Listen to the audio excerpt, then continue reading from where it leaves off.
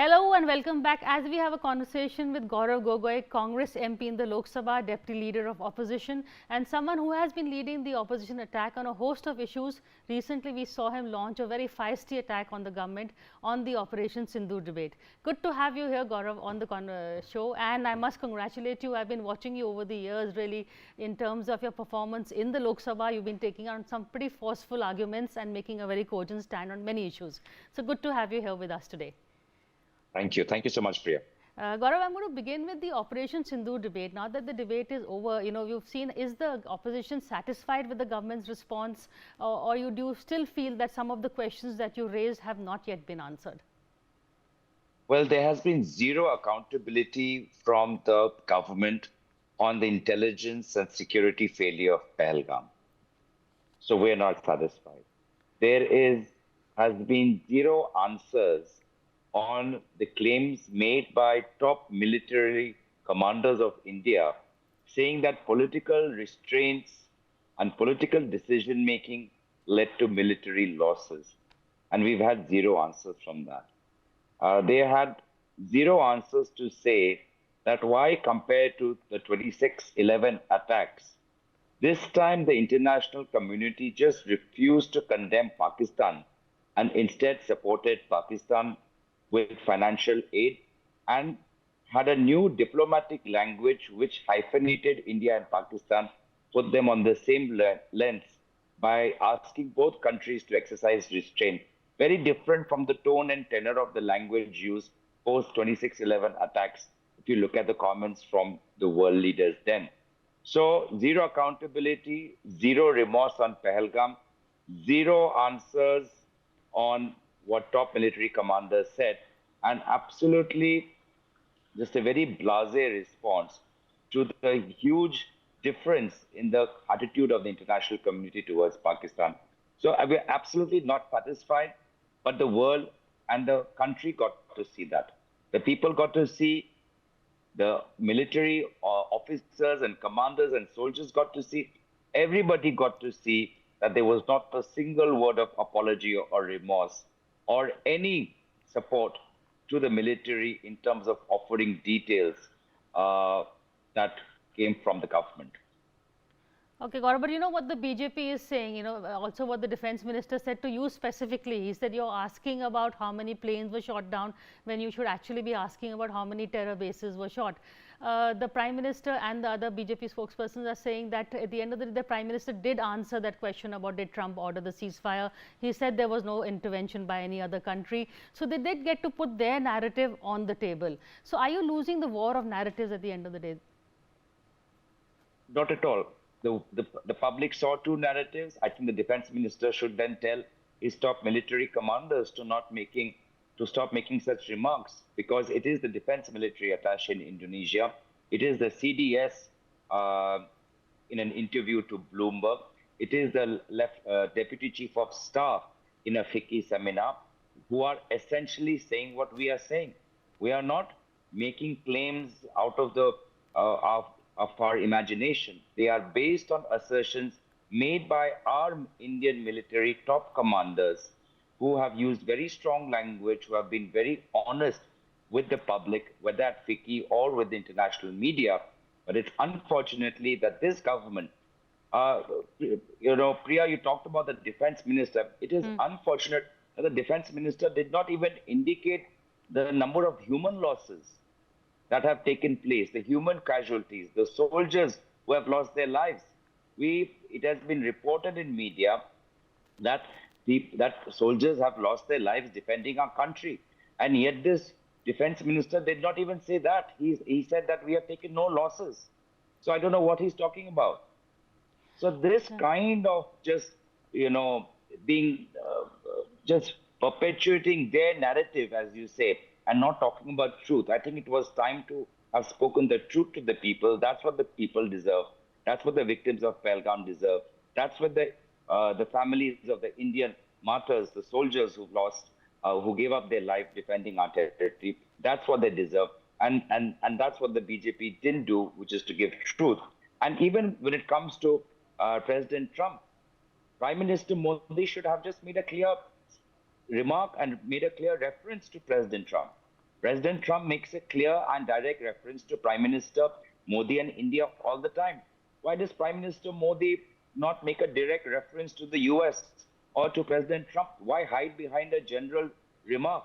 For what? For negotiating a trade deal? A trade deal that has given us 25% tariffs? A trade deal with Pakistan that encourages more American investment in Pakistan?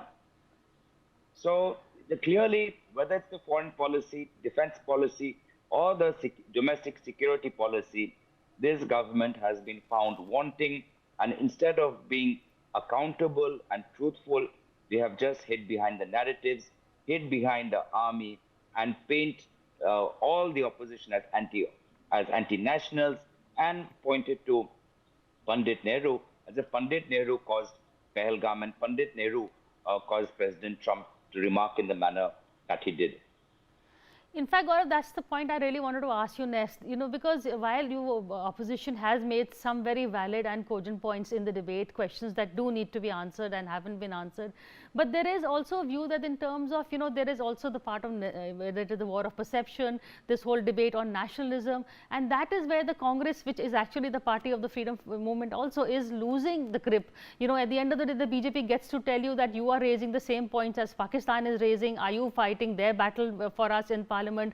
So how does the Congress is slipping on this whole tightrope of nationalism? I don't agree with your assumption, uh, Priya. I think nationalism has to be based on speaking truth to the public. That's the nationalism we believe. The Indian National Congress believes in a nationalism in which the nation is truthful and accountable to the people who have put them on the chair of authority, in a position of authority.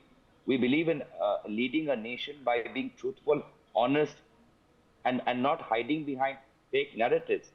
So in my opinion, in terms of the response that we've heard from the public, I think the people of India are glad that these questions were put, because really the mainstream media were not putting these questions to the government. The mainstream media often were carrying other fake narratives that we will land up in Karachi and Pakistani top generals will surrender because to Indian military officers anytime now. The Indian flag will fly over Islamabad. That's what the mainstream media was telling the people of India for so long, right? So I think we did a good job by holding on and making sure that the debate happened, by making sure the Prime Minister presents himself, and then it's up for the Prime Minister and the BJP party to show their truthful side or their dishonest side.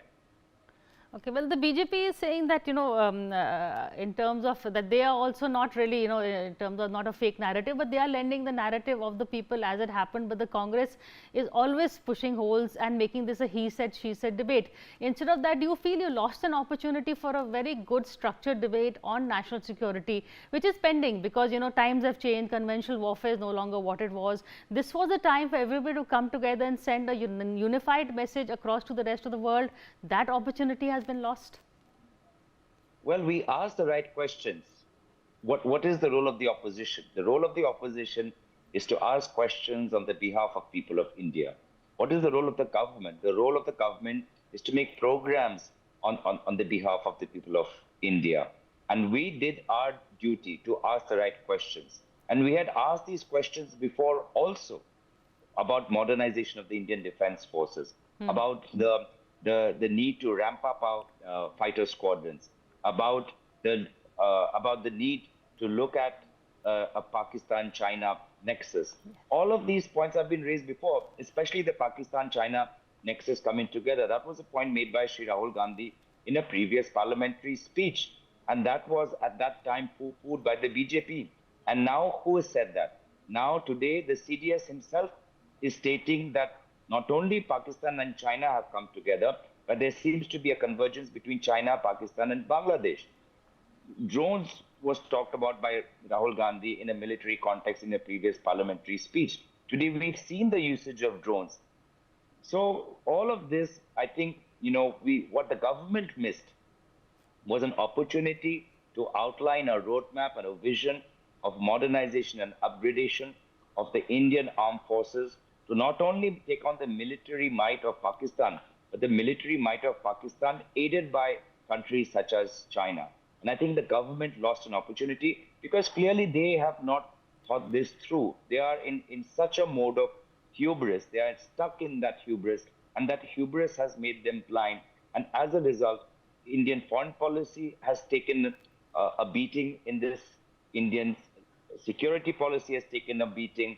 And if you really had the Pakistani military on their knees, and they were willing to surrender to the Indian armed forces, surely the Indian armed forces, the government of India, could have asked for some clear, specific terms. Why did you agree to their surrender if there were no clear, specific terms for which you are granting the ceasefire? Even now, they have not mentioned. In fact, they say the operation is going on. Tomorrow, Pakistan might launch another attack. So the question begets itself. And why did you agree? What terms did you secure from Pakistan before agreeing to their offer of ceasefire? Okay, these are also, I guess, questions. Perhaps the government feels that an open debate in Parliament. Are these the questions to be raised?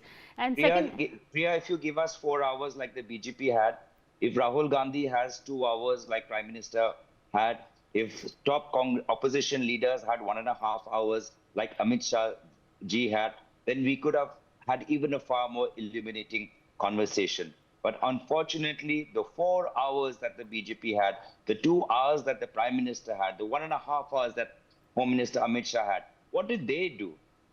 You must analyze their answer, because they spend the bulk of that 3.5 hours just talking about Prime Minister Nehru, UPA, Dr. Manmohan Singh ji, Sonia Gandhi ji, Rajiv Gandhi ji. Clearly, you have to ask them if they made use of this time to outline a roadmap to the people of India and to the Indian armed forces. well, they are saying that, look, we are not taking us at our word. We are saying no one interfered. It was our call decision to have a ceasefire. They are saying that, they're talking about the victories that India had. They are saying the opposition only wants to talk about the narrative of Pakistan, that India did not have the victory we are saying they had. They want to talk about the losses, Priya. Not the wins. Not at all, Priya. We asked them to be accountable for things that they have said. Home Minister Amit Shah in Parliament has said कि जान दे देंगे PoK के लिए जान दे देंगे. तो क्या हुआ? रक्षा मंत्री ने कितने बार कहा है कि पीओके आएगा, तो क्या हुआ? Home Minister himself, before Pahalgam, 10 days before Pahalgam took place, was doing a review of security and intelligence officers. What happened? What did he learn? What was the outcome? Only the LG has taken responsibility, that too at the fag end of his tenure. So clearly, as I said, they are in hubris. They refuse to be held accountable. That's their belief of nationalism. Our belief in nationalism is where people have the right to ask questions of the government that they elected. And it's the government's duty and responsibility to answer the questions of the people. No, I agree with you on that one, but sometimes, I'm not really holding the opposition, but I think everybody is responsible for the level of debate. Has it become more personal than political? And also, for Rahul Gandhi to say कि Trump को liar बोलो, वो थोड़ा बचपना नहीं है. He can say it in some other words. You can't call another president of the United States a liar in Parliament. There are ways of saying it, nuanced ways of making your point instead of just going into.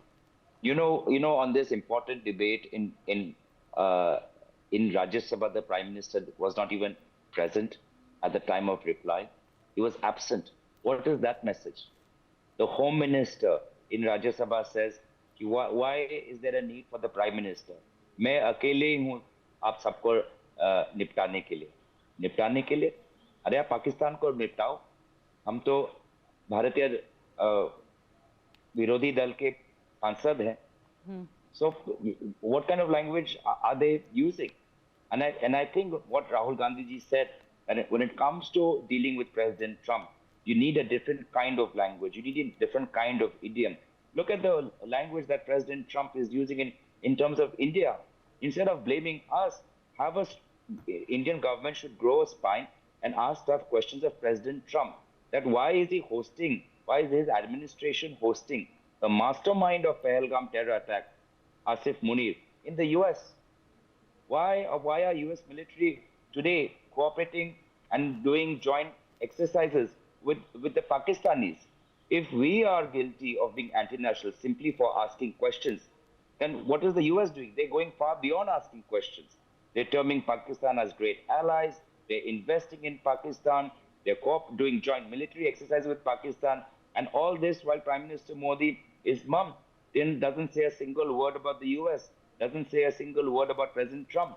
And unfortunately, while the top military officers have the honesty to at least name China as someone who aided Pakistani military, both Prime Minister and Defense Minister, not a single word they could say about China. Okay. What kind of signal are we saying? Is if, what essentially the what Rahul Gandhi ji is saying, that you are conveying weakness, whereas you need to be conveying strength to both China and to the US. Another question, that I wanted to ask you is, within the Congress, there seems to be, are you unified on the stand against the government? Because you know what I'm talking about, Shashi Tharoor, Manish Tiwari, two of your articulate spokespersons who were not given a chance to speak on the debate. Were you worried that they would take a different line from the party? Are you worried about Shashi Tharoor? Absolutely not. I think they are, as you said, they are fantastic spokespersons for the Congress philosophy, for the Congress ideology. They're ideologically, they are, like all congressmen and women, they are so far away from the BJP's ideology. I think these are stories that often come up in the media, but I think what we are in the Congress party, a very united house, and we would like to work with, and we are working very well with everyone, whether senior or relatively new in the Lok Sabha. So then why were not, Manish and Shashi fielded in the debate? Well, why were many BJP MPs not fielded in the debate? You know what I'm trying to ask you. I mean, why was Ravi Shankar Prasad ji not fielded in the debate? I mean, so it's every party's prerogative. So again, we could ask the same questions of many BJP MPs also. So I think this is a nice a nice story for the media to get into. But as I said, we are very confident and comfortable with working with every member of the Congress party, whether in the Lok Sabha or in the Rajya Sabha. So you mean we will be seeing Manish and Shashi on some debate or the other soon, speaking in the House? You absolutely, you'll be hopefully, we get enough time to present all our members, including Shashi Tharoor and Manish Tiwari and others. Amar Singh, nobody takes Amar Singh's name, even though he was on a delegation to other countries. But we would like to present his view as well as the views of others. Well, let us have that debate. Let's have a functioning parliament. Today, what we're asking in parliament is the debate on the election commission and electoral reforms.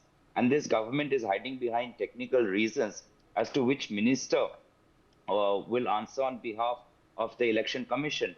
Well, if the Prime Minister and Home Minister can decide who the Chief Election Commissioner is, then surely the government can be responsible for the actions of the election commission when it comes to voter list and electoral reform. And we can have a debate, because clearly the ordinary people of India are having tremendous difficulty in accessing their name on voter list, on getting details of their polling station. It's a huge grievance in 21st century India for people to know, what polling station they are on, what is the new name of the polling station, to again and again submit papers of birth certificates, school leaving certificates, end up paying money to touts, end up wasting a day of your daily wages, spend time on going back and forth to the district headquarters. Clearly the government is just putting a lot more pressure and administrative burden on poor people of all caste communities, simply because they refuse to be opaque, they refuse to be transparent and take positive suggestions from public representatives in the opposition parties. You're also the PCC chief of Assam, and Assam goes to polls next year. Are you worried that something like this may happen in Assam also? Priya, for sure it will happen, because we've already seen the election commission act in a very partisan manner in the 2023 delimitation of Assam, where the entire principles of delimitation were ignored. The 2023 delimitation in Assam took place on the basis of a census conducted in 2001. The Election Commission chose to do this massively expensive exercise, knowing very well that a nationwide census is bound to happen in a few years from now. Yet they decided to go back to a 20-year-old census data to redefine the political boundaries of map of Assam, come up with electorals which are huge in numbers, come up with other electoral seats which are small in numbers, no uniformity, no administrative convenience, no convenience to the public, solely to benefit the BJP. So we are very watchful of how the Election Commission continues to or tries to act in a biased manner in Assam assembly polls. But I have to ask you, what is, between you and the Assam Chief Minister, is that also very personal? Because, he's not just been attacking you, he's also been attacking your wife, accusing her of having ISI contacts, whatever. So, what is happening to the political grammar of the day, and is that to be traced this animosity between you and Hemanta to, the reason why he left the Congress? At that time also he's blamed you, so nothing has changed really over these few years in between. Well, what do you expect from a party in terms of grammar who have a history of talking about women as 50 crore girlfriend? What do you expect from a party that speaks of women as a Jersey cow? What do you expect of a party that whose IT trolls are trolling Himanshi Narwal just because she asked for Hindu-Muslim brotherhood? What do you expect from a party whose MPs in Haryana are insulting the widows of Pahalgam? So when you talk about political grammar, this is the political grammar of Prime Minister Modi's BJP, far different from what the BJP's language was during the era of Sushma Swaraj ji and Atal Bihari Vajpayee ji. This is a BJP which looks to the top at Prime Minister Modi, what kind of language he supports, he endorses, who are the people he follows on Twitter, what is their language and attitude towards women, and then then it trickles down. This is a party that, while denied Brij Bhushan a ticket, gave his sons tickets in the state and Lok Sabha assembly. Brij Bhushan, the person who is accused of molesting Indian women who have brought Olympic medals. So I am not surprised. People can see the difference. This is, as you said, their version of nationalism. This is their political grammar. We continue to defend the rights of the people of Assam, the rights of the people of India, think of a better future for Assam without getting bogged by these kind of cheap theatrical politics that the BJP are indulging in. Well, it's interesting that one of the first jibes you brought up was the 50 crore girlfriend one. So I'm wondering if there is a message here for Shashi Tharoor also, and not just for the BJP in your comments. No, I'm just reminding you that who makes these remarks. Just if somebody while watching this, if they Google who's made this 50 crore girlfriend remark, and then they will see that the Chief Minister is only following the political grammar of his master. Okay. We also, midway through the monsoon session, and I don't know whether, Gaurav, you've heard the rumors. I thought I would ask you, we are hearing there may be a buzz that the government may rescind, gives, statehood back to JNK. And, have you heard anything of that? Is this something the Congress has been demanding also? Do you think that might happen? The August 5th anniversary is also coming up of Article 370 being revoked. Well, you got to give it to this BJP government. They hold their cards very close to their chest. No one in the opposition expected the vice president to resign.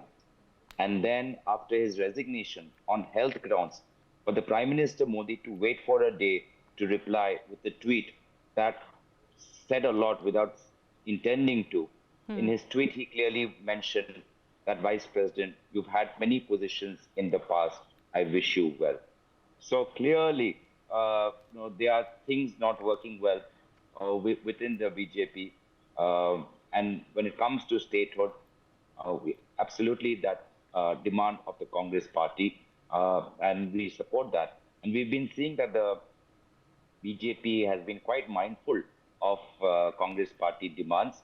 Earlier, we had demanded for a caste census, and they have announced that. So I do hope they continue to accept Congress's demands, because we are only demanding in the legitimate concerns, keeping in mind the legitimate concerns of the Indian public. Okay, before I let you go, has the opposition decided if they are going to put up a candidate for the vice president? Will it be a joint candidate? Any pointers on that one? Well, I think, Priya, what we should really take a moment, pause, and reflect on a person of holding a constitutional post resigning under such circumstances. I don't think enough time and attention has been given to this. There are a lot of questions being asked. There's a lot of mudslinging that's also happening. But the Congress party, especially our media head, Jairam Rameshji, while often disagreeing with the decisions of the Honorable Vice President while he was occupying the chair, in terms of his attitude and in terms of his decisions vis-a-vis the opposition, at the same time is asking questions as to what are the circumstances in which the Honorable Vice President is resigning, because he conducted a perfect first day of the monsoon session in which he had Business Advisory Committee meetings, and lo and behold, in the evening, there is a letter of resignation. I think we should just the nation should take a moment to pause and reflect that is it kosher for a person occupying a constitutional post to leave in such questionable and mysterious circumstances. I'm wondering, Gaurav, between the two, the Vice President had inaugurated the monsoon session of Parliament. He was there in the House. Then in the middle, there was this notice of impeachment that was signed by the opposition MPs, which did not take the NDA MPs' signatures on board, even though in the Lok Sabha, you all had signed a joint letter. Was this planned? Did you know that this thing would boomerang in such a way that it would lead to the Vice President's resignation? What made the opposition decide we don't want to take the signatures from the BJP and the NDA when we put in our notice of impeachment? What's the thinking behind that? Well, there are many elements to this story, Priya, and I think I would know more from the Lok Sabha side, where we often debated about Congress party submitting our own impeachment motion, but ended up supporting a petition that was initiated by the government. What were the circumstances in Rajya Sabha? I'm not in the Rajya Sabha, so I'm not privy to the sequence of decision making which led to that. Okay, you're not telling us, but I'm sure you know. But on that note, thank you so much, Gaurav Gogoi, for this conversation. And we're going to keep watching you. So keep up the good work, both in Parliament and outside. And thank you for talking to us. Thank you, Priya. Thank you. Well, that was Gaurav Gogoi talking to us in an exclusive conversation about the debate in Parliament, what is happening, the opposition game plan, and much more. We're going to take a quick break and come back to you on the other side. Stay with us.